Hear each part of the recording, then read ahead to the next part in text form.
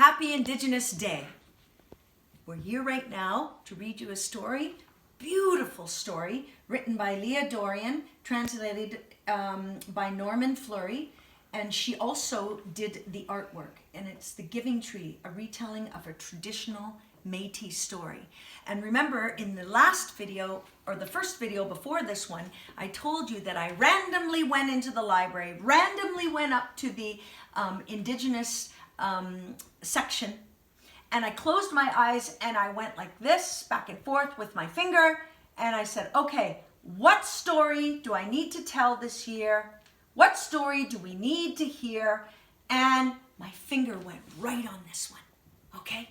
So, let's, the illustrations are vibrant, guys. Okay, so, The Giving Tree, a retelling of a traditional Métis story about giving and receiving. Very nice. Okay, so a long time ago, there was once a tree, and it was an old twisted Manitoba maple. This Manitoba maple was special as she had a large weathered hollow within her trunk. Maybe this hollow was once home to a family of birds, or it might have been the sleeping place for a traveling porcupine. One thing for certain, this tree was beloved by my grandpa. Grandpa often called her the Giving Tree. So I asked my grandpa to tell me a story from his childhood memories. And he said, long ago, when I was a little boy, my mama and papa often traveled by horse and wagon to visit our relations. My favorite part of our trip was the pipe break at the Giving Tree.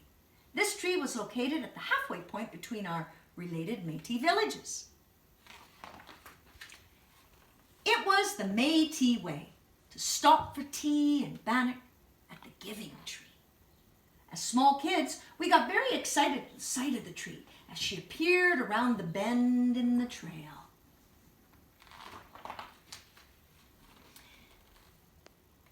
It was our tradition to sprinkle an offering of tobacco at the base of the trunk every time we visited the tree.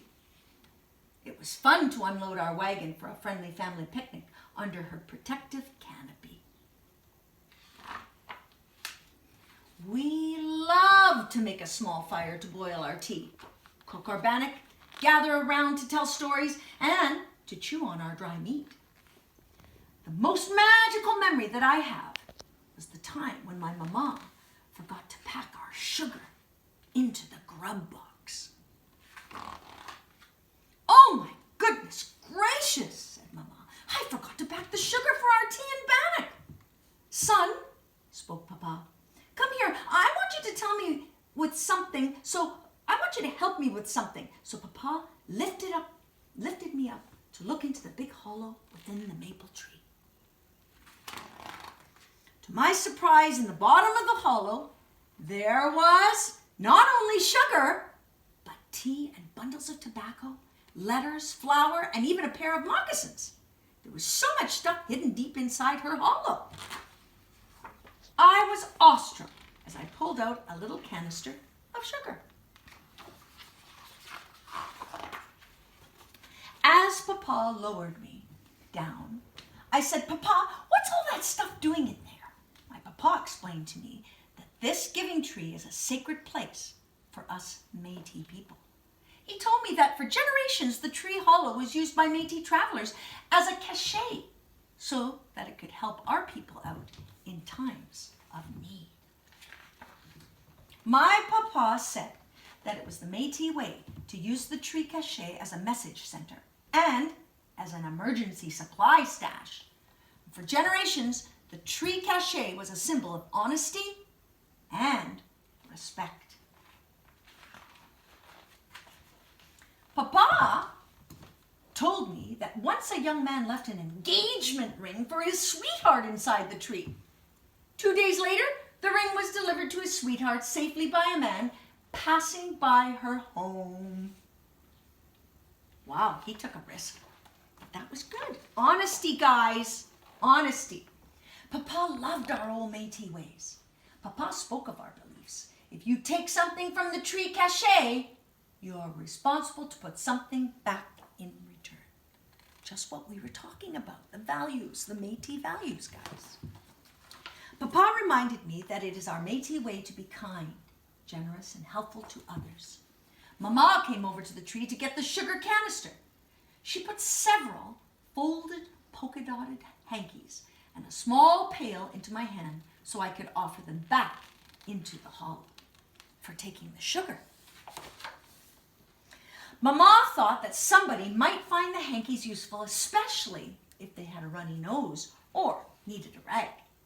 It was such a fun place of offering back into the maple tree. I wondered who would someday get those polka-dotted hankies. That day I understood why the old-timers called her the giving tree, as she stood for everything good that we Métis people believed in. As Grandpa finished his story, he smiled, winked, and made me promise to one day tell my own children the story of the giving tree. He said, "Tell our stories so future generations will remember about the true spirit of being Métis."